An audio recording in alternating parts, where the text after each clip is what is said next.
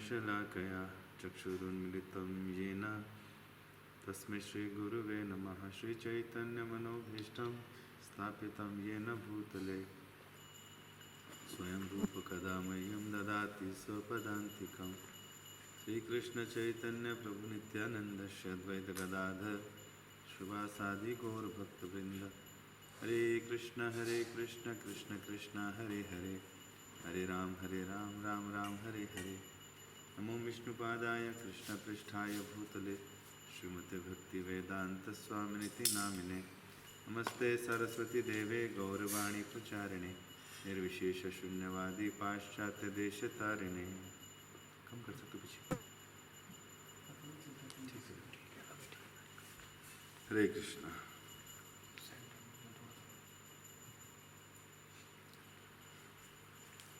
श्रील प्रभुपाद की जय। तो सभी भक्तों का स्वागत है आज के इस 6th सेशन में। आज का टॉपिक रहेगा वंदनम। और ये शब्द हम लोगों को बड़ा सुना हुआ लगता होगा, वंदना करना। वंदना में इसके जो आचार्य हुए वो अक्रूर जी को बताया गया है, और अक्रूर जी ने भगवान की बड़ी सुंदर प्रार्थना करी है भागवतम में। और भागवतम में उनके और बीच में और उद्धव जी और मैत्री मुनि जी के बीच में काफ़ी प्रसंग चले हैं, तो उसमें भी उन्होंने प्रार्थनाएं की हैं। अक्रूर जी एक बार जब भगवान को लेने के लिए भी आते हैं कंस के कहने पर कि उनको जो है हम यहाँ पर युद्ध में हराएंगे, उनको लेकर आओ पहलवानों से। तो पहले तो चिंतित होते हैं, लेकिन फिर उनको लगता है कि यही कारण बनेगा कंस की मृत्यु का भी। और फिर वो भगवान की वृंदावन धाम की तरफ बढ़ते हैं और रास्ते भर में सोचते रहते हैं। और फिर भगवान के विषय में सोचते हुए कहते हैं आज मैं स्वयं साक्षात भगवान से मिलने जा रहा हूँ, मेरे को बहुत अच्छी अपॉर्चुनिटी है। तो स्तुतियाँ करते हुए आते हैं, मन में चिंतन करते हुए आते हैं और उनकी वंदना करते हुए आते हैं और कहते हैं कि आज मैं कितना भाग्यशाली हूँ कि मैं भगवान का दर्शन करूँगा, मेरा बड़ा भाग्य है। तो इस प्रकार स्तुतियाँ करते हुए आते हैं। फिर जब मिलते हैं तो भी करते हैं। और भागवतम कई जगहों पर उन्होंने स्तुतियाँ की हैं भगवान की, इसलिए अक्रूर जी को आचार्य बताए गए। और वंदनम जो है श्रीमद् भागवतम पूरा वंदनम ही है। चैतन्य चरितामृत भी कई जगहों पर इतनी सुंदर सुंदर प्रार्थनाएं भगवान की, वो भी वंदनम ही है। यहाँ तक कि चैतन्य महाप्रभु भी लोगों से जो कथा सुनते हैं तो उसमें भी वंदनम की बात करते हैं, वो भी वंदनम है। भगवान की कथा श्रवण, भागवत श्रवण इत्यादि। और भागवतम तो मेरे पास एक किताब है पूरी जिसमें भगवत स्तुतियाँ हैं, ये आप देख सकते हैं, नई निकली ये किताब इस काम की। और इसमें जो हैं भगवत स्तुतियाँ हैं। जितने लोगों ने भी भगवान की स्तुति की है, चाहे वो ब्रह्मा जी हों, चाहे अक्रूर जी हों, चाहे सुखदेव गोस्वामी हों, परीक्षित महाराज हों, नाग पत्नियाँ हों, ब्राह्मण पत्नियाँ हों, गोपियाँ हों, ध्रुव महाराज हों, प्रहलाद महाराज हों, नारद मुनि हों, व्यासदेव जी हों, चित्रकेतु हों, वृतासुर हों, शिव हों, ब्रह्मा जी हों, इंद्र हों, अन्य देवता हों, इन सब ने जो है भगवान की बहुत स्तुति की है। भगवान की स्तुति करना, भगवान की वंदना करना या भगवान को प्रणाम करना, ये सब उसी में आता है। इसलिए ये भी एक बड़ा प्रमुख अंग है। और कहीं ना कहीं जब भागवत चर्चा होती है, श्रवण कीर्तन होता है, तो उसमें इन्हीं वंदनाओं का जिक्र होता है, इन्हीं ग्लोरिफिकेशन का महिमा मंडन होता है। तो जिसे कह सकते हैं सार्थकता है जिह्वा की। जैसे कि नरसिंह भगवान भी एक जगह बताते हैं, प्रहलाद महाराज जैसे भक्त को देख कर कि जिसकी जिह्वा फलम तो आदर्श कीर्तन ही, कि जिस जिह्वा से तुम्हारे जैसे भक्तों का या भगवान का गुणगान होता है वो जिह्वा सार्थक है। या वाग जैसे बोलोगे, या वाग यस्य गुणान गणित है, ये जो जिह्वा है हमारी, इससे अगर भगवान का गुणगान हो रहा है तो ये इसकी सफलता है, इसकी सार्थकता है। इसलिए कहा जिह्वा सती दादुरे क्या वसूलता। इस जिह्वा से अगर भगवान का गुणगान नहीं किया, वंदना नहीं की, तो ये मेंढक के टर के समान है।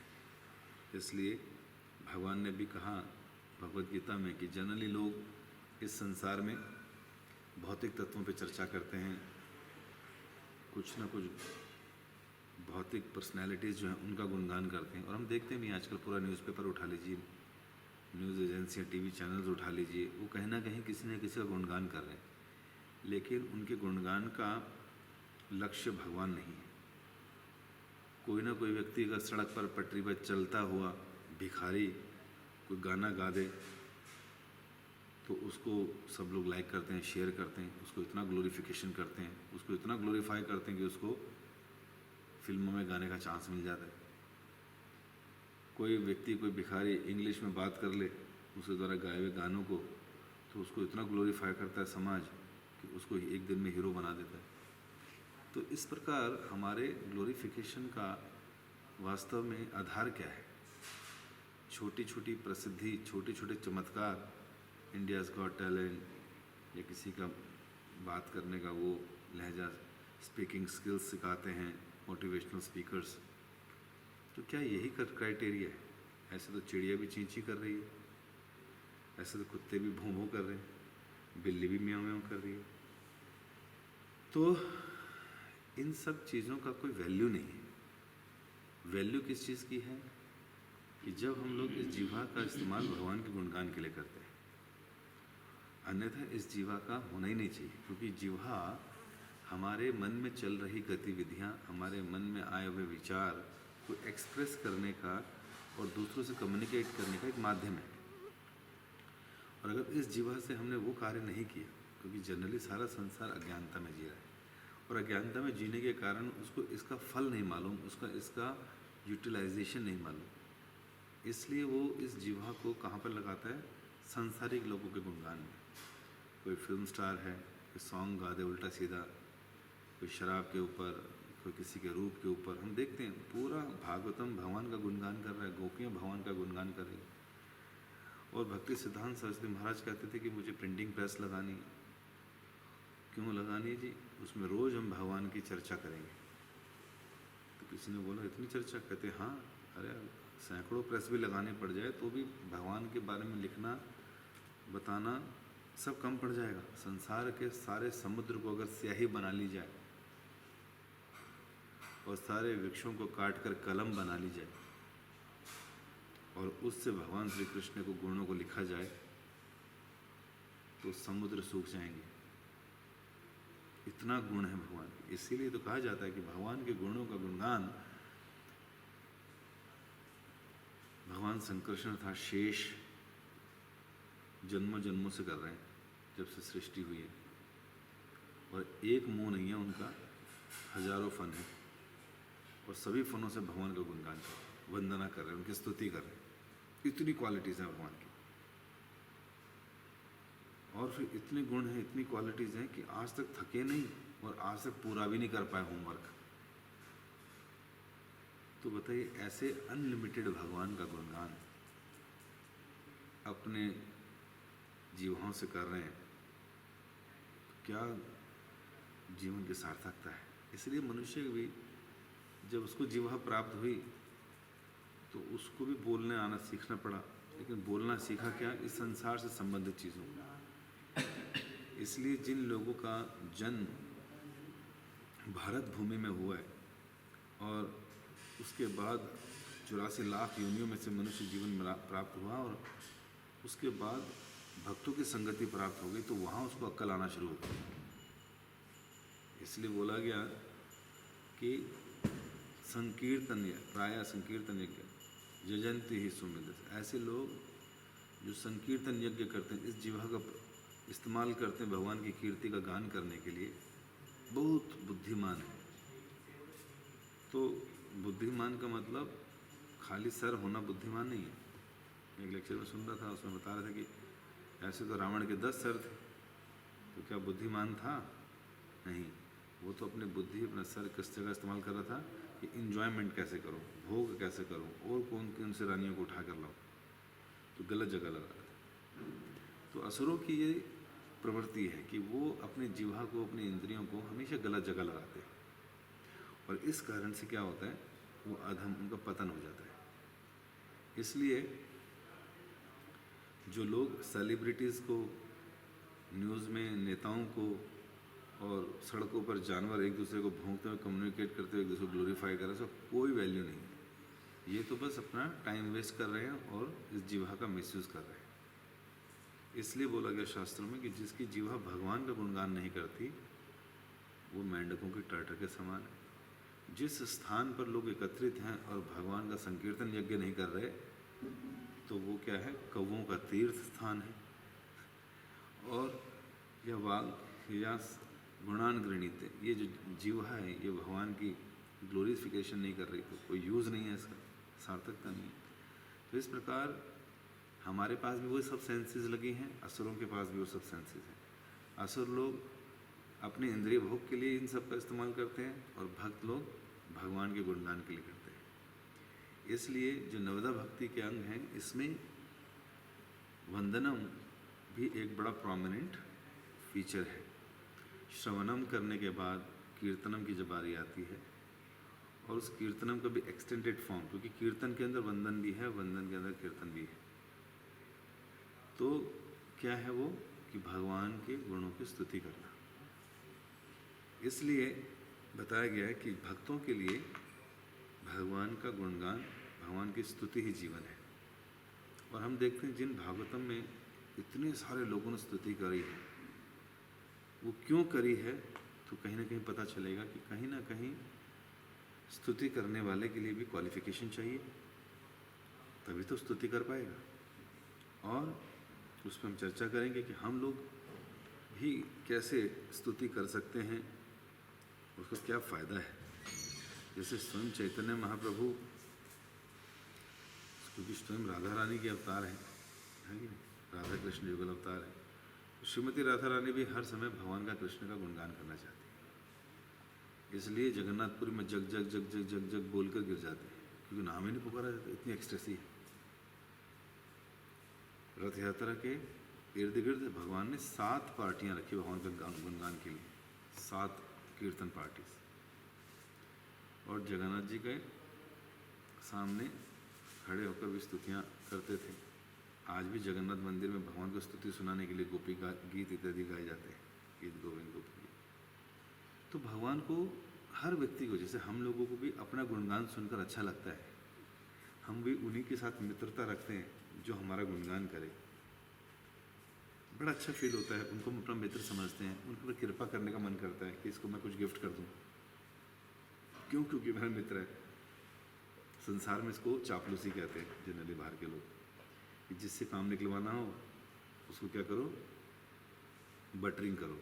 मुझे आप तो बहुत अच्छे हो, आपने तो ये किया था, आप तो ये भी कर लेते हो, तो बटरिंग करके लोग काम कराते हैं और फिर अपना काम करा के गायब हो जाते हैं। लेकिन भक्तों के यहाँ पर जेन्युइन बटरिंग, जेन्युइन ग्लोरिफिकेशन होता है। और इसीलिए हम लोगों के अंदर भी यही है कि हम लोग उन लोगों को अपने साथ रखना चाहते हैं जो ग्लोरीफाई करते हैं। लेकिन भक्ति सिद्धांत महाराज जी कहते थे, जो निंदक है ना वो हमारे सबसे अच्छे मित्र हैं, क्योंकि वो हमें इम्प्रूव करने का मौका देते हैं। तो बड़ा ध्यान रखना पड़ता है कि जब लोग हमारे साथ हैं वो हमारे वास्तव में असली मित्र हैं या किन्हें हम शत्रु समझते हैं, किन्हें मित्र समझते हैं। जनरली मित्र उन्हें समझते हैं जो हमारा ग्लोरिफिकेशन करते हैं, हमारी स्तुति करते हैं, हमारे द्वारा किए गए कामों का गुणगान करते हैं। नो डाउट कि भक्तों के किए गए गुणगान को जेन्युइन ढंग से करने से उनकी भक्ति का इजाफा होगा। लेकिन अगर वो गुणगान किया जा रहा है और मैं उस गुणगान को ये सोच के ले रहा हूँ कि करता हम इतनी मान्य थे कि हाँ मैंने ही किया है, और एक्सक्यूज़ मी, आप जो मेरा गुणगान कर रहे हो ना वो मेरी केवल 4 क्वालिटियों पे कर रहे हो। एक्चुअली आपको वो सब तो दिखता ही नहीं जो मैं बहुत सारी करता हूँ।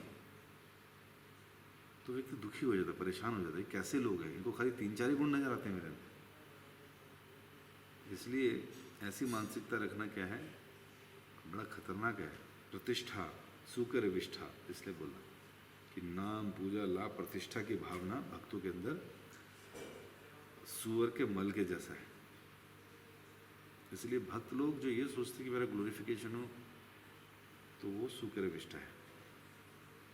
लेकिन इसका मतलब ये नहीं कि भक्तों को उनको ग्लोरीफाई नहीं करना चाहिए, उनके अच्छे गुणों करना चाहिए। इससे हमारी भक्ति बढ़ेगी। भक्तों के अंदर अच्छे गुण देखना, उनको ग्लोरीफाई करने से हमारे को फ़ायदा पहुँचेगा। और जब हमारे को ग्लोरीफाई किया जाता है तो हमें उस ग्लोरिफिकेशन को जो रियल कॉज है, कौन है real cause of glorification? Krishna. वो कहते हैं सर्व कारण कारणम, मैं सभी कारणों का कारण हूँ। और प्रकृति क्रियमाणानि गुना कर्मणि सर्वशः, प्रकृति जो है 3 गुणों के साथ काल के संबंध में हमारे द्वारा कार्य करवाती है पूर्वजन्म के कर्मों के आधार पर। तो व्यक्ति जो करता है उसे लगता है कि मैं करता हूँ, इसका ग्लोरिफिकेशन जो हो रहा है बिल्कुल ठीक हो रहा है, मेरा पूरा मान नहीं हुआ, मेरा सम्मान नहीं हुआ, मेरे गुणों को देखा नहीं गया, इसलिए फ्रस्ट्रेटेड होता है। और जिसका हो रहा है उसको लगता है ये मैंने किया, तो ये अहंकार की भावना आती है। भगवान कह रहे हैं करता अहमित्य मैंने, तो वो अपने को करता समझ रहे हैं, जबकि वो करता नहीं है, गुण करवा रहे हैं उससे।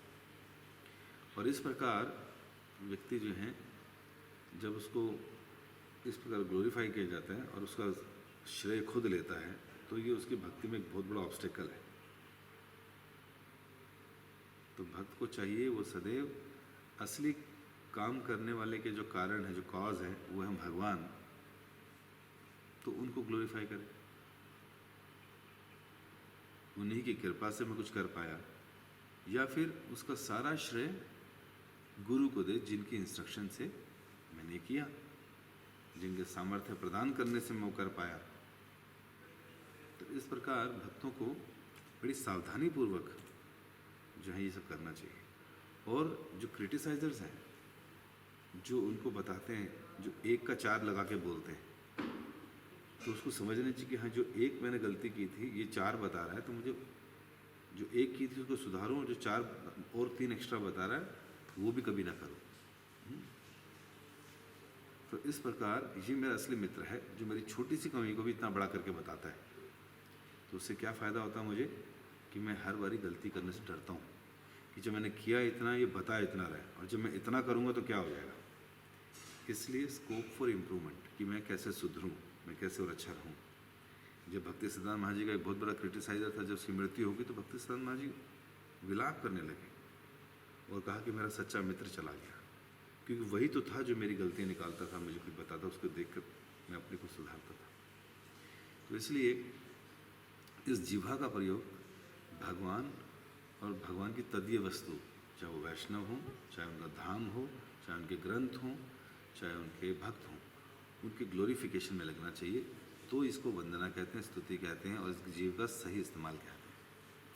लेकिन इन्हीं चीज़ों का हम क्रिटिसाइज़ करते हैं, इनको क्या कहते हैं, ऑफेंड करते हैं, तो ये बहुत बड़ा नुकसान हो जाता है हमारा। तो इसलिए इस जीवा का प्रयोग भगवान की स्तुति के लिए करना चाहिए। अब जो हैं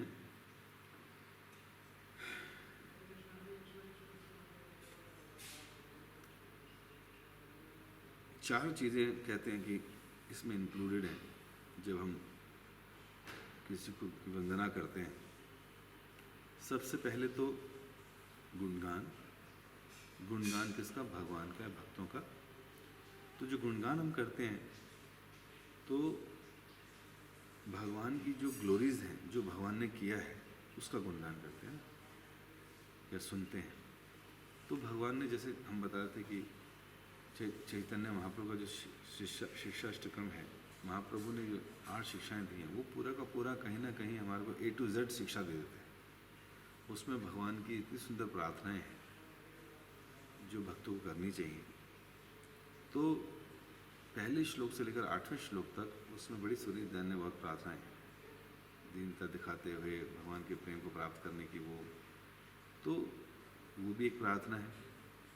तो जो गुणगान हम करते हैं भगवान का, पूरा भागवतम में भी हर एक अलग व्यक्ति ने भगवान का सुंदर सुंदर ढंग से गुणगान किया। तो गुणगान करने के लिए सबसे पहली बात, जीव को ये समझना पड़ता है कि मेरे से कोई श्रेष्ठ है, वरना ईर्ष्यालु व्यक्ति किसी को भी अपने से श्रेष्ठ मानता नहीं है। बहुत से लोग आप ऐसे देखेंगे वो किसी की तारीफ नहीं करते। कारण कि आध्यात्मिक जगत से जब उसका फॉल डाउन हुआ भगवान से ईर्ष्या कर, तो भला आज तक उनसे द्वेष करता जब यहाँ पहुँचा, तो यहाँ पर रहकर भी नास्तिक रहना पसंद कर सकता है, लेकिन भगवान को ग्लोरीफाई नहीं करता। उसमें जैसे साइंटिस्ट हैं, नास्तिक लोग हैं, जो इस क्रिएशन के कॉज को कुछ और बता देते हैं कि कुछ ही और कारण से हुआ है। बिग बैंग हुआ है, वो बिग ब्रेन नहीं देखते इसके पीछे, बाय चांस हुआ है, इसके पीछे भगवान का हाथ नहीं देखते। मृत्यु हो गई, कहते केमिकल्स निकल गए हैं, इसमें भगवान का हाथ नहीं है। यमराज वमराज डराने की बात है, स्वर्ग नरक सब यहीं पर है, उधर उधर कुछ नहीं है, होता तो दिखता। तो इस प्रकार नास्तिक हो जाते हैं और किसी को भी ग्लोरीफाई नहीं करना चाहते, अपने कामों को ग्लोरीफाई करते हैं, अपनी स्तुति कराना चाहते हैं, अपनी अचीवमेंट्स को वो करते हैं।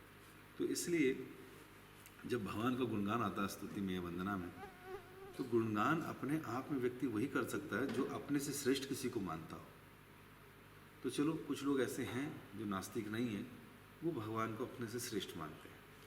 तो जो भगवान के विषय में सुनते हैं कि वो ऐसा करते हैं, फिर वो ऐसा करते हैं, उनकी ये लीलाएं हैं, तो भगवान के प्रति उसका गुणगान होना निकलना शुरू होता है, भगवान को ग्लोरीफाई करना शुरू करता है।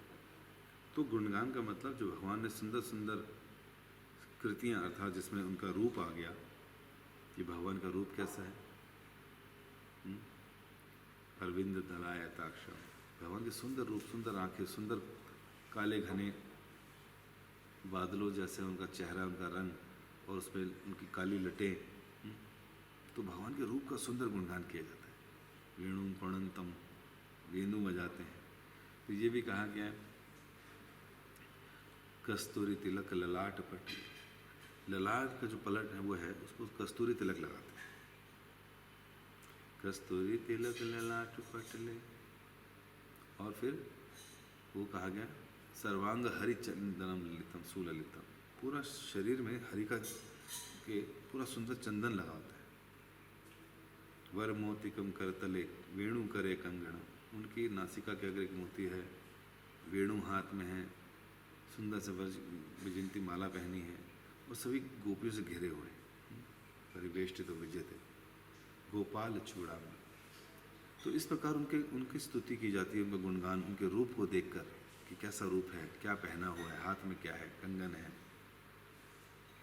तो इस प्रकार उनके रूप को, इतना सुंदर रूप है इसलिए उनका गुणगान किया जाता है। जब कोई हम कुछ पहन ले मार्केट से खरीद कर, तो चाहते हैं कि कम से कम 50 लोग तो देखें इसको, और 10 लोग कम से कम तारीफ़ करें, यार पहन कर आया हूँ, पैसे लगाए हैं इसमें, कोई तो बोले मुझे अच्छे लग रहे हो, है ना, ये बड़ा अच्छा, कहाँ से लिया है, कितने का है, तुम्हारी ड्रेस सबसे अच्छी है, इसमें तुम बहुत खिल रहे हो।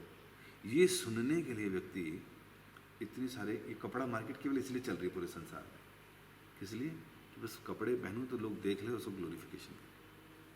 ब्यूटी पार्लर भी इसलिए चल रहे हैं कि थोड़ा सज धज के आ जाए तो लोग क्या करें। एक दिन मैंने वीडियो देखा था कि किस तरह से ब्यूटी पार्लर वाले किसी व्यक्ति को, चाहे वो कैसा भी देखने में, विवाह के लिए उसको ऐसा तैयार करते हैं, इतना सुंदर बना देते हैं उसको कि विवाह के अगले दिन ही जो है शादी टूट जाती है। ऐसा भी होता है, जब एक दो जगह हुआ ऐसा। तो क्यों सजते धोरते हैं? ताकि लोग तारीफ़ करें। सेल्फी सिस्टम जो शुरू है उसका क्या कारण है? वो यही तो है कि मैं आज कैसा दिख रहा हूँ, मैं आज कैसा लग रहा हूँ, मैंने आज क्या पहना है, मैं कहाँ घूमने गया था, मैं किन के साथ हूँ, है ना। सेल्फी का मतलब यही तो है। और फिर अच्छी वाली शक्ल को टेढ़ा मेढ़ा करके बनाते हैं, देखो मैं ऐसा कैसे दिखता हूँ, मैं ऐसे कैसे दिखता हूँ। क्या है सेल्फी, है ना, आत्म क्या कहते हैं, प्रतिष्ठा के लिए। और फिर आजकल सुना को टिकटॉक जैसी भी कोई चीज़ आई हुई है, इंस्टा है, ये सब है, उसमें भी लोग क्या करते हैं, वो अपने परिवार में कहाँ खाने गए, आज क्या बनाया, कोई चुटकुला बना रहा है, कोई कुछ कर रहा है, बड़ी सारी चीज़ें चल रही हैं।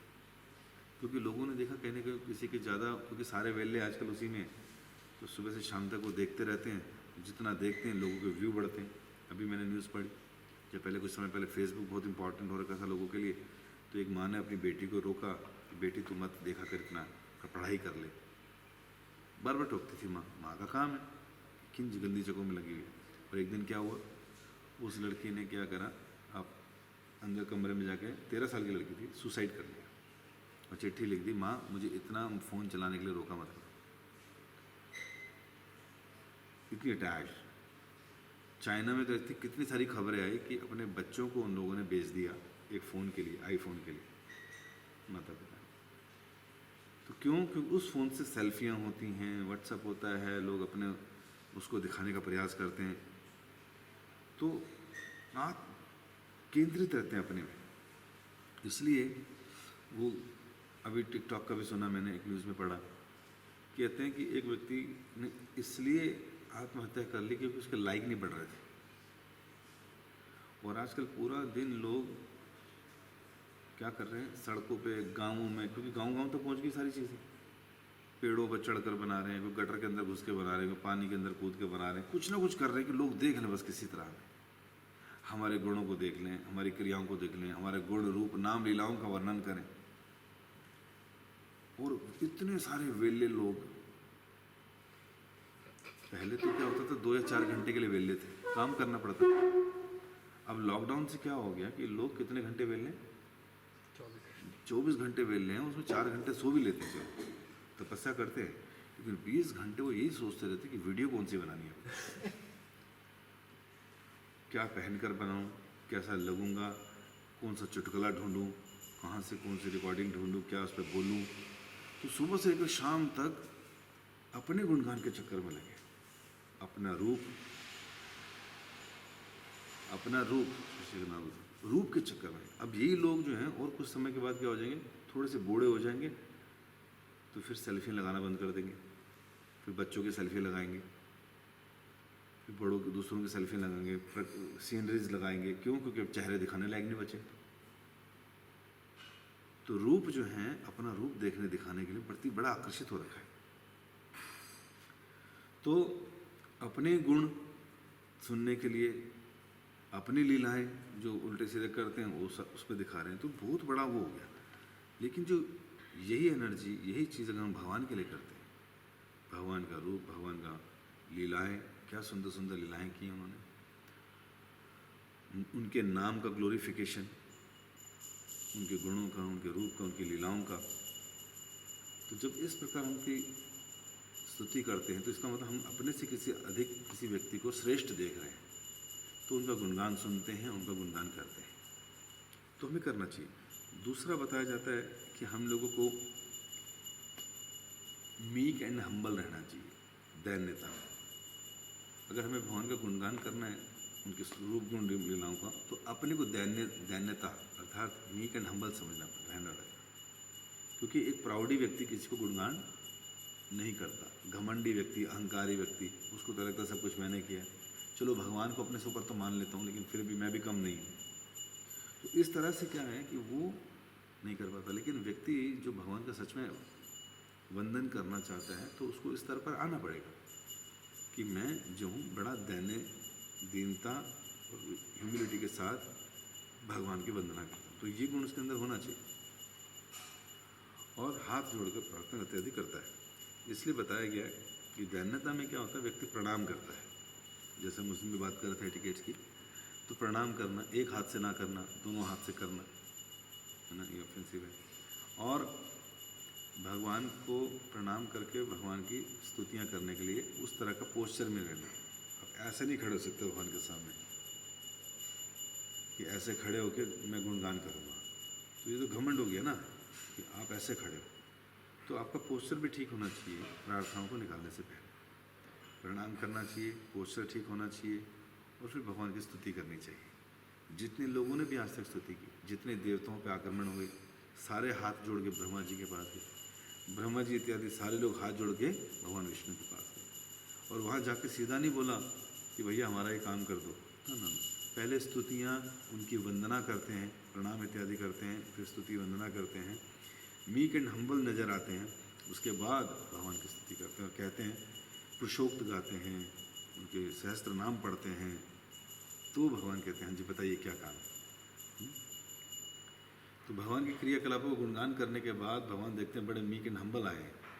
भिखारी भी जब हमारे पास आता है सड़क पर तो कैसे आता है, ऐसे हिलते हिलते आता है ना, आंखों में आंसू, कपड़े फटे हुए, हाथ जोड़कर विनम्रता से मांगता है, और फिर हमको लगता है देना चाहिए, है कि नहीं।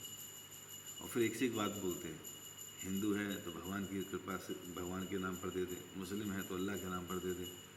इस प्रकार मांगता है, दैन्यता से मांगता है। और जब उनकी दीनता देखी जाती है, उनका विनम्रता देखी जाती है, नम्रता जिसे बोलते हैं, शब्दों में नम्रता है, क्राइनेस है, होठों पे ग्लोरिफिकेशन है, बाबा आपका ये हो जाए, बाबा आप तो बड़ा मालिक है, बाबा आपने बहुत बड़ा बड़ा काम किया, बाबा मेरे को कर दे, बाबा तेरा काम बन जाए बाबा, है ना। ऐसा बोलने के बाद वो देता है। ऐसा थोड़ी जाए तो तेरा निकम्मा, तू बंदा आदमी, तो कल भी निकला तो दिया नहीं, तेरे घर में आग लग जाए, कोई देगा? कोई नहीं देगा। तो जो भिखारी भी जानता है कि दीनता, दैन्यता, नम्रता के साथ मांगा जाना चाहिए या स्तुति करनी चाहिए।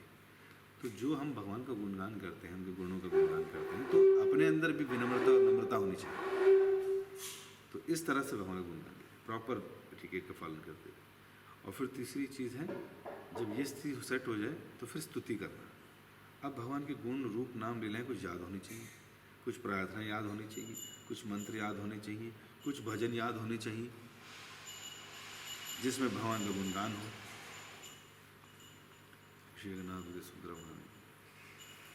जिसमें भगवान का गुणगान हो, जिसमें भगवान के विशेष क्रियाकलापों का वर्णन हो। तो पूरा भागवतम से भरा हुआ। इसका मतलब क्या हुआ? भागवत का अध्ययन करना चाहिए। अध्ययन करके कुछ प्रेयर्स को, जो आपको हृदय को छूती हो, जो आपको भगवान के लिए करनी है, उनको याद करें, बार बार याद करें, और फिर वो भगवान के लिए गाएं, फिर स्तुति करें उनकी, या फिर अपने शब्दों में करें।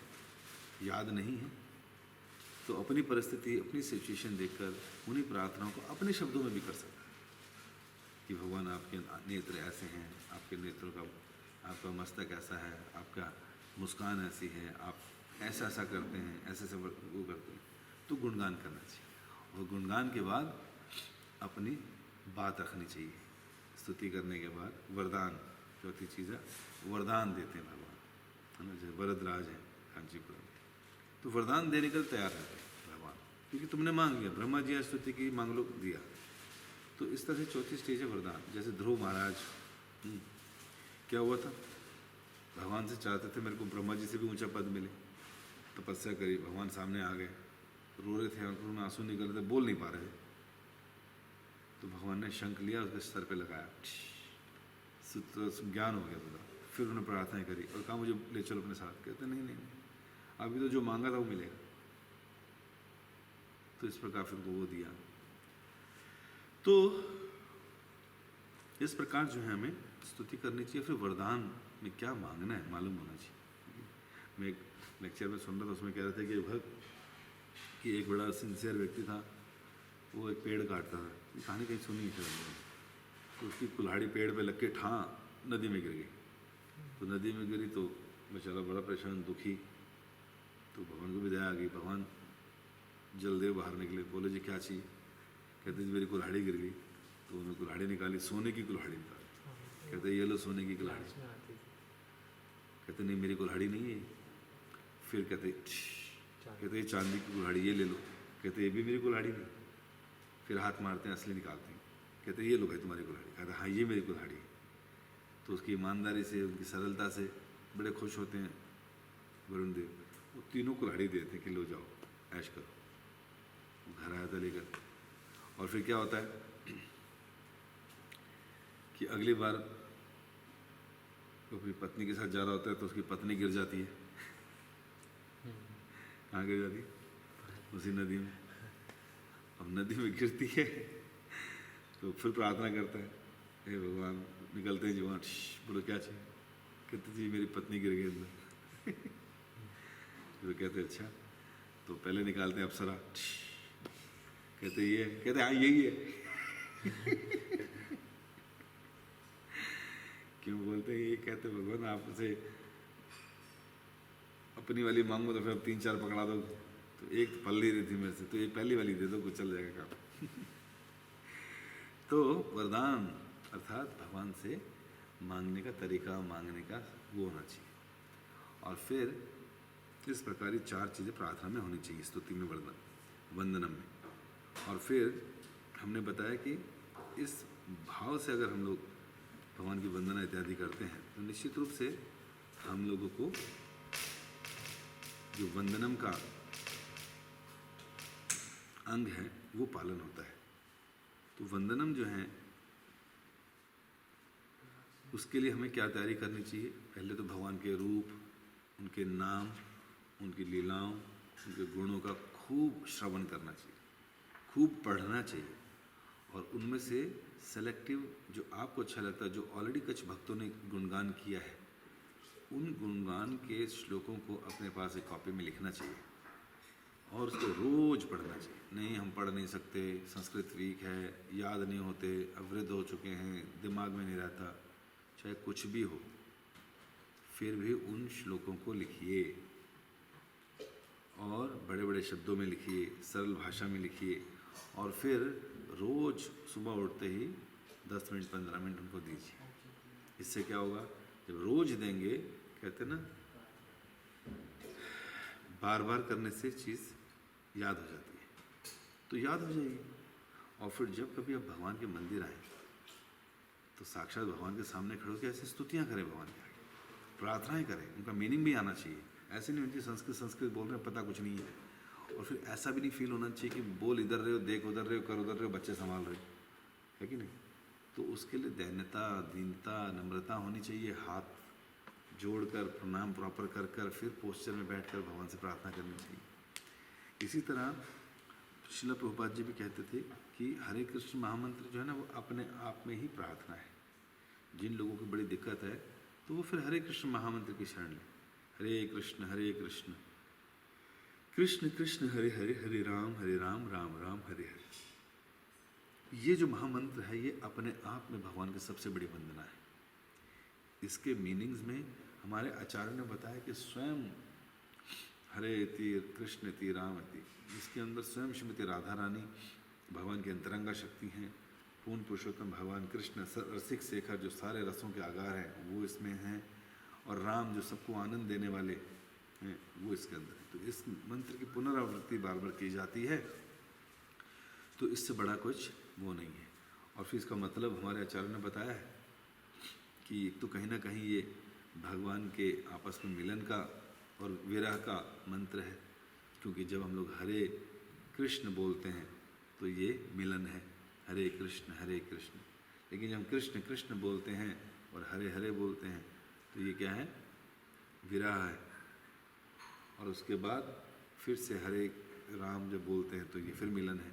तो इस प्रकार कई तरह के भाव दिए हैं, और मुख्यतः सबसे इम्पॉर्टेंट भाव जो हमारे आचार्य ने दिया वो ये कि हे श्रीमती राधा रानी, जो कि आप भगवान श्री कृष्ण के अंतरंगा शक्ति हैं, आपसे हमारी प्रार्थना है कि पूर्ण पुरुषोत्तम भगवान श्री कृष्ण जो रसिक शेखर अर्थात पूरे आनंद के स्रोत हैं, तो आप दोनों की सेवा में हम लग सकें, ऐसी याचना का।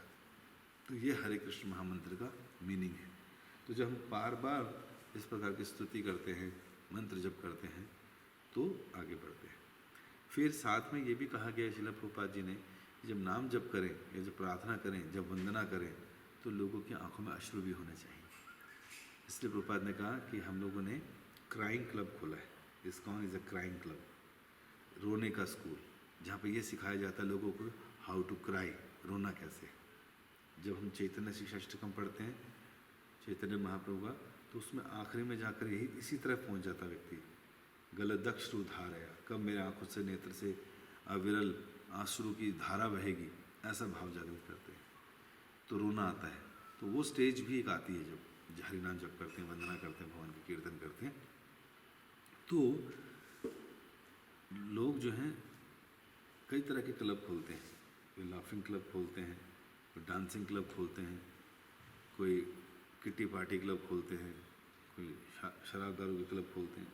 लेकिन भक्त लोग जानते हैं कि ये क्राइंग क्लब है, अर्थात एक जीवात्मा की जो इस संसार में जन्मों जन्मों से फंसा हुआ है, तो अपने असली माता पिता के पास जाना चाहता है, वो है भगवान, और उनके लिए वो क्रंदन करता है, रोता है उनके पास जाने के लिए। तो इसलिए हरे कृष्ण महामंत्र को बड़े हृदय से क्राइंग मोड में भाव रखना चाहिए कि मैं कब से इस जन्म में फंसा हुआ हूँ, और भगवान आध्यात्मिक जगत में हमसे इतनी दूर बैठे हैं, मैं कब उनकी सेवा में रत होऊंगा, मैं कब उनकी सेवा में फिर से एंगेज होऊंगा। तो उसके लिए हम लोगों को इस प्रकार का एटीट्यूड रखना चाहिए। तो इस तरह से जब हमारी मानसिकता रहेगी तो निश्चित रूप से भगवान की कृपा को हम आकर्षित करेंगे अपने से, अपनी प्रार्थनाओं से। जैसे कि आज तक जितने भी लोगों ने प्रार्थना करी, उन सब ने भगवान के गुणों को तभी इसलिए ग्लोरीफाई किया क्योंकि कहीं ना कहीं भगवान उनके ऊपर कृपा कर चुके हैं या उनको वरदान दे चुके हैं। और ये जो प्रार्थनाएं जो हम करते हैं तो इसके बारे में बताया गया कि प्रार्थनाएं भी कई प्रकार की होती हैं।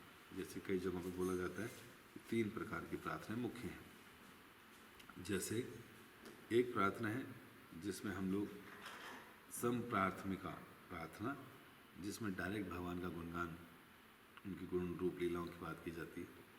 दूसरा है दैन्य बोधात्मिका प्रार्थना, जिसमें अपने को दीनहीन मानकर प्रार्थना की जाती है। और एक है लालसामय प्रार्थना कि जिसमें अपनी डिज़ायर रखी जाती है कि ऐसा हो जाए तो, ऐसा हो जाए तो, इस प्रकार की। तो हम देखते हैं जितने भी हमारे वैष्णव भजन हैं उसमें भी कहीं ना कहीं इन्हीं तरह की प्रार्थनाओं का वर्णन मिलता है, जिसमें हम लोग डिस्कस करते हैं कि भगवान को ग्लोरीफाई करते हैं, है ना, समप्राथमिक प्रार्थनाओं के द्वारा। और लालसामय प्रार्थना भी रखते हैं, दैन्य बोध भी करते हैं कि हमारे को अपने हीन दीन बताकर हम भगवान की प्रार्थना इत्यादि करते हैं।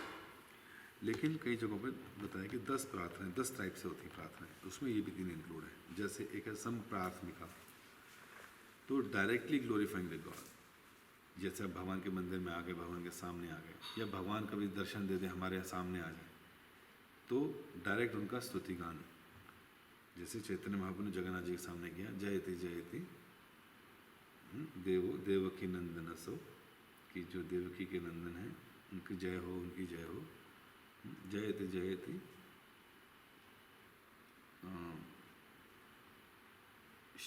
श्याम कोमल अंगो, उनके अंगों के हिसाब से बताया जा रहा है। वैज्ञानिक जयति जयति विष्णु वंश प्रदीप, पूरे विष्णु वंश के दीप हैं वो।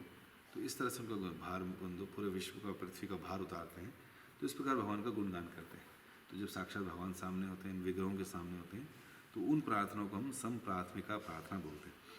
और दूसरी तरह से प्रार्थना होती कहते हैं स्वदैन्य बोधिका, जिसमें हम लोग अपने को ये बोलते हैं कि हमने अपना पूरा जीवन वेस्ट कर दिया। हम जगन्नाथ जी की जो हमारी प्रार्थनाएं हैं वैष्णव भजन में, कहीं ना कहीं आपको इसी 10 तरह की प्रार्थनाओं में मिलेंगी सारी प्रार्थनाएं। तो एक तो भगवान का गुणगान, जब मैंने पहले बताया समप्राथमिका प्रार्थना, उसमें तुम्ही सर्वेश्वेश्वरेश्वर ब्रजेंद्र कुमार, तो उसमें क्या कह रहे हैं कि तुम ही सब कुछ हो, सारे ईश्वरों के ईश्वर हो, ब्रजेंद्र कुमार हो, तुम्हारा इच्छा है सदा, है ना। उसमें बोल रहे हैं कि तुम्हारी इच्छा से ये सारा संसार हुआ, प्रलय आती है, शिव जी को आप जॉब देते हो, सबको आप ही करते हो। तो भगवान का इसका गुणगान किया जाता है। स्वदैन्य बौद्धिका प्रार्थना में क्या है, उसमें हम लोग स्व मतलब मैं, दैन्य मतलब दीनता से ये प्रेजेंट करता हूँ कि that I have waste my whole life, not this life, many lifes, जिसमें मैंने I have not done your bhajan, आपकी भक्ति नहीं की, आपकी स्तुति नहीं की, प्रार्थना नहीं की। तो मैं अपने आप को बड़ा दीनहीन मानकर, कोस कर इस तरह की प्रार्थना करता हूँ। जैसे भजन हरि हरि विफले जन्म गुनाइन, मैंने जन्म गुना दिया, क्या करा मैंने, मनुष्य जन्म पाया राधा कृष्ण ना भजिया, जानिया सुनिया विष खाए लूं, कि मैंने जानबूझकर विष खा लिया। मनुष्य जन्म पाया कि उसके बावजूद मैंने राधा कृष्ण का भजन नहीं किया। तो इस तरह से अपने को कोसते हुए व्यक्ति प्रार्थना करते हैं। तो आपको मिलेंगे ऐसी प्रार्थना। फिर मना शिक्षा प्रार्थना, जिसमें हम लोग मन को क्या करते हैं, डायरेक्ट करते हैं, उसको गाइड करते हैं, उससे प्रार्थना करते हैं, उसको कंडेम करते हैं। क्या, हे मन दुर्मत, ऐसा भी भजन मिलेगा आपको, भजहु रे मन श्री नंद नंदन, हे मेरे मन भजन कर श्री नंद नंदन का। फिर दुष्ट मन, तुम्हें कैसा ना, ये सारे भजन मिलेंगे आपको मन के ऊपर, जिसमें मन को बार बार कह रहे हैं तू ऐसा कर, तू ऐसा कर, है ना। और उसके बाद चौथी है, यह है विलापात्मिका प्रार्थना, अर्थात जिसमें शोक किया जाता है। शोक किया जाता है कि ये भाव की स्टेज में जैसे होती है कभी प्रार्थना, अय दीन दयानाथ है। माधवेंद्रपुरी ने ये श्लोक बोला था, जिसको माधवेंद्रपुरी जानते थे, राधा रानी जानती थी और कृष्ण जानते थे। तो उसमें अय दीन दयाल नाथ है, मथुरा नाथ कदा व लोक्य से, कि हे भगवान आप ये बोल कर गए थे मैं मथुरा तक जाकर वापस आ रहा हूँ, वापस ही नहीं आया, मथुरा के नाथ होकर रह गए। तो सेपरेशन में शोक हो रहा है लोग, भगवान से प्रार्थना कर रहे हैं। भजन में आपको इस तरह से मिलेंगे।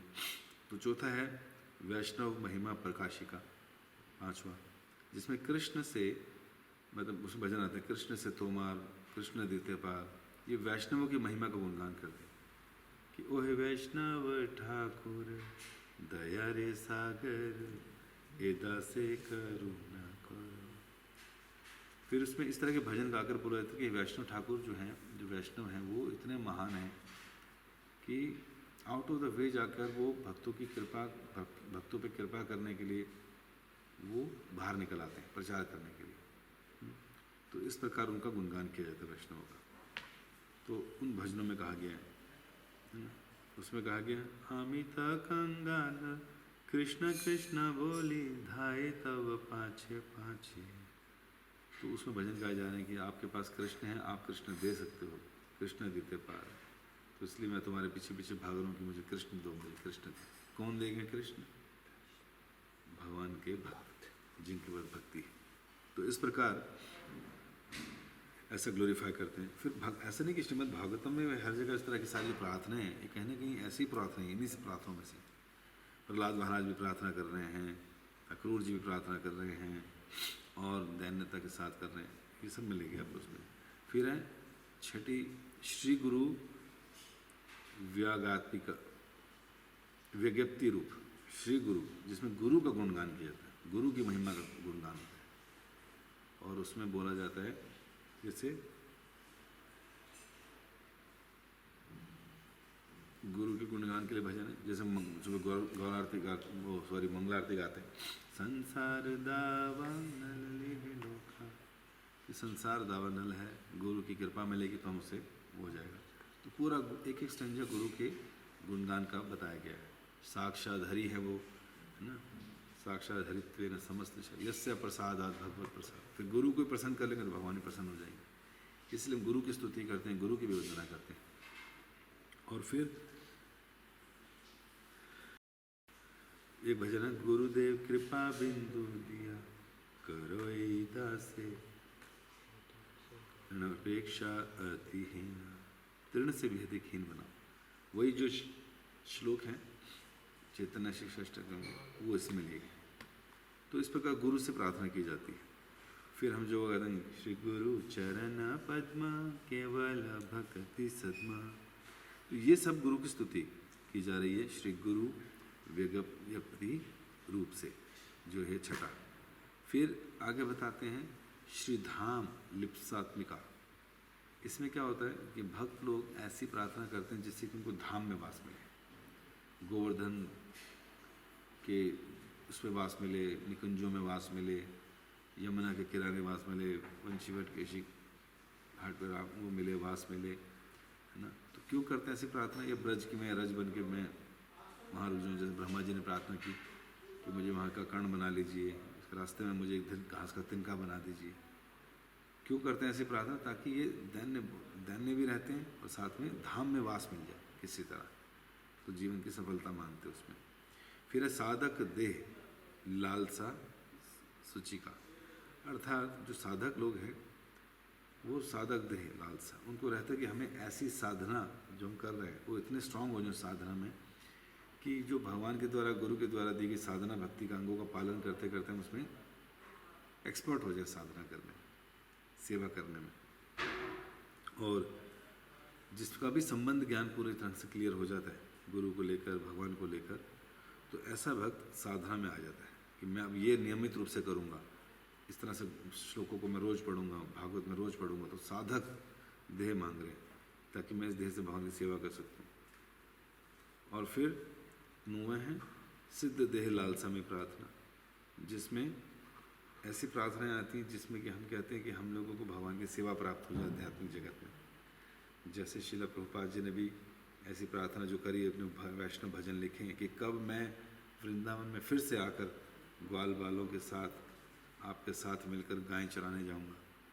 भक्ति विनोद को ठाकुर जी भी कह रहे हैं, जो कि गोलोक धाम का वर्णन करते हुए कह रहे हैं कि बड़ा अच्छा सुंदर भजन है, उसमें मेरे दिमाग से निकल रहा है, ब्रज का भजन है। भगवान भक्ति विनोद ठाकुर जी ने कहा है कि मैं ब्रज में आऊँ फिर कैसे सेवा करूँ। फिर नरोत्तम दास ठाकुर जी कह रहे हैं, कौन सा एक भजन बड़ा फेमस है जो इस्कॉन में भी गाया जाता है कई बार, और वो क्या है राधा कृष्ण प्राण मोरा जुगल किशोर, कि मेरे प्राण हैं जुगल किशोर राधा और कृष्ण। जीवने मरने गति आर नाही मोर, मेरी एक ही गति है, वो क्या, राधा कृष्ण की सेवा। फिर उसमें क्या आगे भजन में वो भी बड़ी सारी बातें कही कि मैं भगवान को व्यास पे बिठाऊँ, उनको चामर करूँ, उनको पान खिलाऊँ, है ना, ये सारी गाथियाँ माला तीर माले, है ना, माला उनके लिए गूंद, उनके माला पहनाऊँ।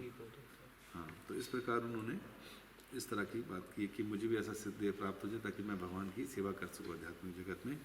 फिर अक्षता मोदिका ये 10वां है, जिसमें तीव्र शोक होता है व्यक्ति को भगवान के विरह में। यज्ञ आई दीन दयाल नाथ बोला रहते, आई नंद तनुज किंग, है ना, किंग करा, कि मुझे किसी तरह अपने चरणों में स्थान दीजिए। फिर कहा है युगायतम निमेशेन चक्षुषा प्रावशायतम, बार बार रो रहा हूँ, मुझे बस लो, ये जगत मुझे शून्य दिखाई दे रहा है भगवान, अब मैं आपके पास आना चाहता हूँ। और फिर क्या होगा, आप मुझे बुलाओ ना बुलाओ, बट मुझे ले चलो किसी तरह, है ना, ऐसी स्थिति रहती, शोक विरह भगवान से उनके पास पहुँचने का बड़ा वो रहता है व्यक्ति को। तो इस प्रकार ये 10 प्रकार की जो प्रार्थनाएं हैं ये हमको श्रीमद् भागवतम में भी मिलेंगी। जितने भी आचार्य ने या जितने भी भक्तों ने गुणगान किया भगवान का, तो उनकी स्तुतियाँ हैं इसमें। बहुत से लोगों ने स्तुति करी, मैं खाली नाम बोलूँगा किस किसने करी है। जैसे श्री सुखदेव गोस्वामी जी की स्तुति हो रही है, और उत्तराद के द्वारा प्रार्थना की गई है, कुंती महारानी के द्वारा, भीष्म पितामह के द्वारा, हस्तिनापुर की स्त्रियों ने प्रार्थना करी है, द्वारका के नागरिकों ने स्तुति की है भगवान की, परीक्षित महाराज ने की है, और सुखदेव गोस्वामी जी ने स्तुति की है, देवताओं के द्वारा स्तुति है, ब्रह्मा जी के द्वारा गर्भोदक्षा विष्णु की स्तुति है, सनकादि ऋषि जो हमारे 4 कुमार उन्होंने की है, ऋषियों ने वामन देव की, बराहदेव की है, सनकादि ऋषियों ने करी है, देवताओं ने की है, कर्दम मुनि ने प्रार्थना करी है, जीव द्वारा गर्भ में प्रार्थना है भगवान की, वो भी बताई गई है इसमें, देवहूति द्वारा कपिल भगवान की प्रार्थना है, अत्रि मुनि द्वारा प्रार्थना है, और इस प्रकार ध्रुव के द्वारा प्रश्निगर्भ की स्तुति है, धरा के द्वारा पृथ्वी के द्वारा स्तुति है, पृथु महाराज के द्वारा है, रुद्र गीत है अर्थात शिव जी ने प्रार्थना की है, प्रचेताओं द्वारा प्रार्थना है, राजा नाभि के द्वारा प्रार्थना है ना। और फिर अलग अलग वर्षों में, वर्ष मतलब जैसे भारतवर्ष है ना, हरि वर्ष है, इन सब वर्षों में भी भगवान के भक्तों ने भगवान की खूब सारी प्रार्थनाएं की हैं। फिर हंसों की स्तुतियां हैं, किम पुरुष के द्वारा है, ये सब बताई गई है, नारद मुनि के द्वारा है, वृतासुत के द्वारा है, चित्रकेतु के द्वारा प्रार्थना है, प्रहलाद महाराज के द्वारा है, इस प्रकार गुणगान किया, स्वयं मनु के द्वारा है, गजेंद्र की स्तुतियाँ हैं, जब वो फंस गया था तो भगवान ने उनकी तुरंत मदद की, ब्रह्मा जी के द्वारा है, और फिर प्रजापतियों के द्वारा है, बलि महाराज के द्वारा है। तो ये पूरा का पूरा भागवतम सत्यव्रत के द्वारा है, उससे भरा पड़ा है। तो हम लोग एक आधी प्रार्थना पढ़ सकते हैं कहीं से भी खोल कर।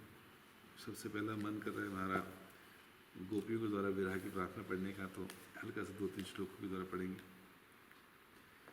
गोप्या ऊचुः, जो गोपी गीत है, जयति तीधिकं जन्मना व्रजा शयत इंदिरा शास्त्रदत्तहि दयितदृश्यतां दिक्षुतावका स्वतैधृता स्वरां विचिन्वते। गोपी ने कहा, है प्रियतम, ब्रज भूमि में तुम्हारा जन्म होने से ही यह ब्रज भूमि अत्यधिक महिमावन हो गई है, इसलिए लक्ष्मी यहाँ सदैव निवास करती है। केवल तुम्हारे लिए ही तुम्हारी भक्त दासियाँ हम अपना जीवन पाल रही हैं। हम तुम्हें सर्वत्र ढूंढती रही हैं, कृपा करके हमें अपना दर्शन दीजिए, ऐसी प्रार्थना कर रही हैं। और फिर भगवान के भक्तों का भी गुणगान करती हैं यही गोपियाँ, जो 9वां श्लोक है उसमें कहती हैं, तव कृथामितं तप्त जीवनं कविभिरीडितं कल्मषापहं श्रवणमंगलं श्रीमदागतं भूरि गृह्णन्ति ये भूरिदा जना। कह रहे हैं आपके शब्दों का अमृत तथा आपकी लीलाओं का वर्णन इस भौतिक जगत में कष्ट भोगने वालों के जीवन के प्राण हैं। विद्वान मुनियों तथा द्वारा प्रसारित ये कथाएं मनुष्य के पापों को समूल नष्ट कर देती हैं और सुनने वालों को सौभाग्य प्रदान करती हैं। ये कथाएं जगत भर में विस्तृण हैं और अत्यधिक शक्ति से ओतप्रोत हैं। निश्चय ही जो लोग भगवान के संदेश का प्रसार करते हैं वे सबसे बड़े दाता हैं। तो भगवान का भी ग्लोरिफिकेशन हो रहा है और वही गोपियाँ भक्तों का भी ग्लोरीफाई कर रही हैं। तो इस प्रकार बहुत सी श्लोक हैं, बहुत सी स्तुतियाँ हैं।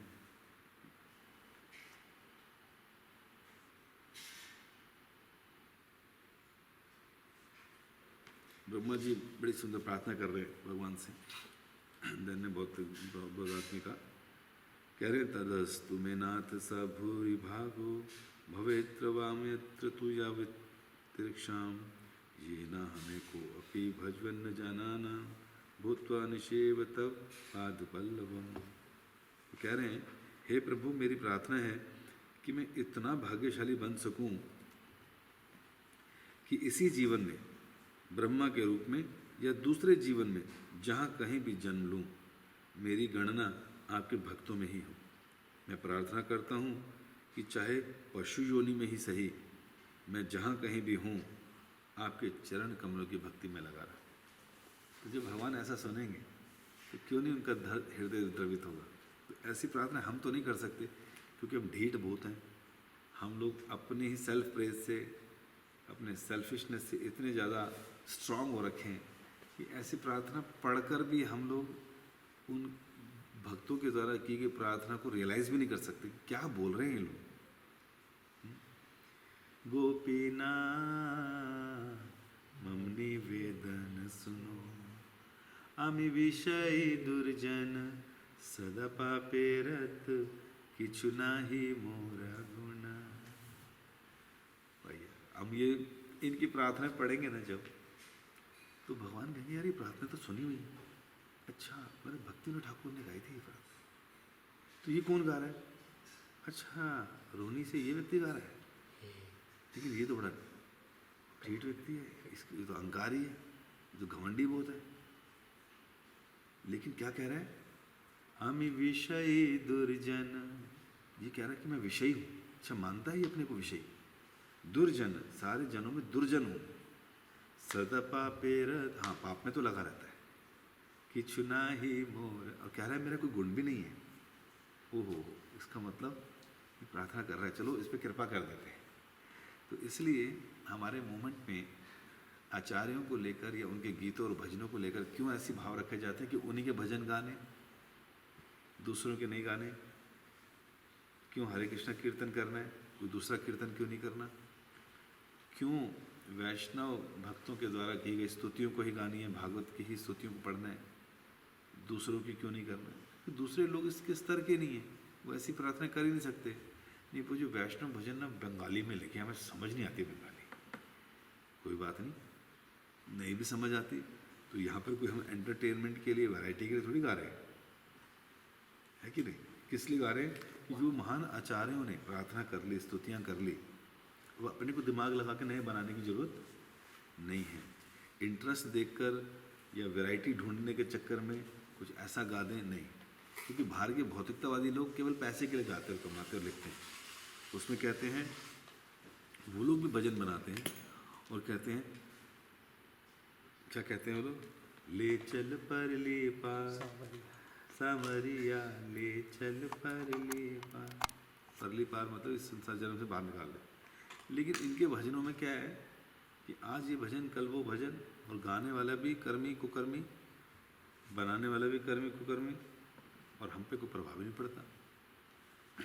नी मैं नचना मोहन देना, अज मैनू नच लैन दे। पंजाबी का सॉन्ग है, लेकिन क्या बोल रहे हैं? मुझे भगवान के साथ नाचना है ना, कि मैं पैरा विच घुंघरू पा के, हाँ पैरा विच घुंघरू पा के, मतलब इस तरह के भजन गाते हैं। तो इसके पीछे क्या है?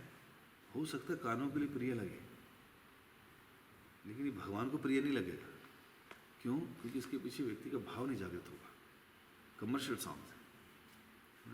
तो इसलिए हम लोग उन आचार्यों का भजन गाते हैं जिसमें वो हमारी इस समय क्या स्थिति है वो बता रहे हैं।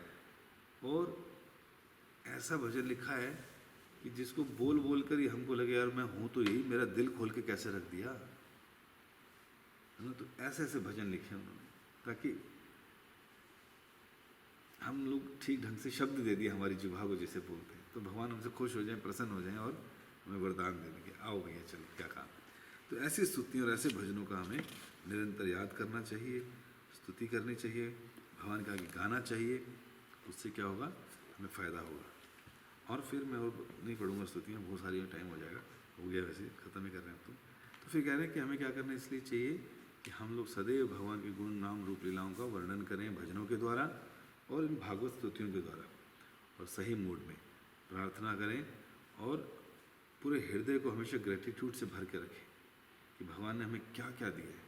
अभी इस लॉकडाउन में लोग काफ़ी कृतज्ञ भी हो सकते हैं कि भगवान धन्यवाद कि आपने अन्न जैसी चीज़ बनाई, नहीं तो लॉकडाउन में अगर अन्न नहीं होता तो गाड़ियाँ थोड़ी खाली इकट्ठे होते, प्लॉट खाते, ईंटें खाते, नहीं, ये तो हमने बनाया है ना। आपने क्या बनाया है, आपने अन्न बनाया है। ये इतने इतने साइंटिस्ट अपनी लेबॉर्ट्री में केमिकल बना बना कर, केमिकल से चीज़ें बना बना कर, फ़ोन ये सब नहीं क्या क्या बना दिया इन लोगों ने, अन्न नहीं बना पाया आज तक लेबॉर्ट्री में। वो किसने बनाया, भगवान ने। तो हृदय में ग्रेटिट्यूड होना चाहिए कि भगवान आपने अन्न जैसी चीज़ पैदा करी और आपने साफ़ सुथरी हवा दी जिसको हमने गंदा किया, जिसको इनहेल कर करके हम कैंसर के मरीज होते जा रहे हैं, लंग्स ख़राब करते जा रहे हैं। तो अगर ये हवा नहीं होती सांस लेने, एक बार करके देखिए, अपने सांस को रोक कर देखिए जरा, तो पता चलता है कि हवा की क्या वैल्यू, ऑक्सीजन की क्या वैल्यू। तो भगवान को कृतज्ञता से हृदय में भरते हुए प्रार्थनाएं करनी होगी कि क्या क्या भगवान ने हमें दिया। और फिर जब हम लोग स्तुति करेंगे वैष्णव के आचार्यों को पढ़कर उनके हृदय को किस प्रकार हमारे बिहाफ पे उन्होंने प्रार्थना की है, तो फिर आनंद आएगा, फिर लगेगा कि यस मुझे भगवान की स्तुति करनी चाहिए क्योंकि मैं इतना निकृष्ट हूँ। और फिर रोना चाहिए भगवान के लिए कि मैं कब कब से फंसा पड़ा हूँ यहाँ पर, अब और जन्म नहीं, है ना। ऐसा भावना रखनी चाहिए। और जिस भी सिचुएशन में हूँ, जिस भी परिस्थिति में हूँ, प्रार्थना करनी चाहिए। अर्जुन भी भगवान से जब प्रश्न कर रहे हैं बार बार, उसको उत्तर मिल रहे हैं, लेकिन वो प्रार्थना भी कर रहे थे परम धामम पवित्रम परमम भगवान, कि आप परम धाम हैं, आप परम पवित्र हैं, है ना। उनका गुणगान भी कर रहे हैं। संजय ने सुना, संजय ने भी प्रार्थना करी भगवान की। तो इस प्रकार की स्तुति प्रार्थना इत्यादि करनी चाहिए। और यथा तथा वेद धातुलम पटो, कि भगवान आप मेरी प्रार्थना सुनो चाहे ना सुनो, आप मुझ पर कृपा करो चाहे ना करो, मैं अपना कार्य करता रहूँगा। क्या, मैं आपकी अनन्य भक्ति करता रहूँगा, आपकी अनन्य स्तुति करता रहूँगा, मैं अपना कार्य करूँगा। फिर चाहे आप मुझे मेरा गाढ़ आलिंगन करें या दर्शन ना देकर मुझे मर्माहत करें, है ना, क्या करें, मैं फिर भी आपका अनन्य भक्त बना रहूँगा। तो ऐसी भावना के साथ हमें भगवान की स्तुति और वंदना करनी चाहिए। आप सबका बहुत बहुत धन्यवाद। हरे कृष्ण।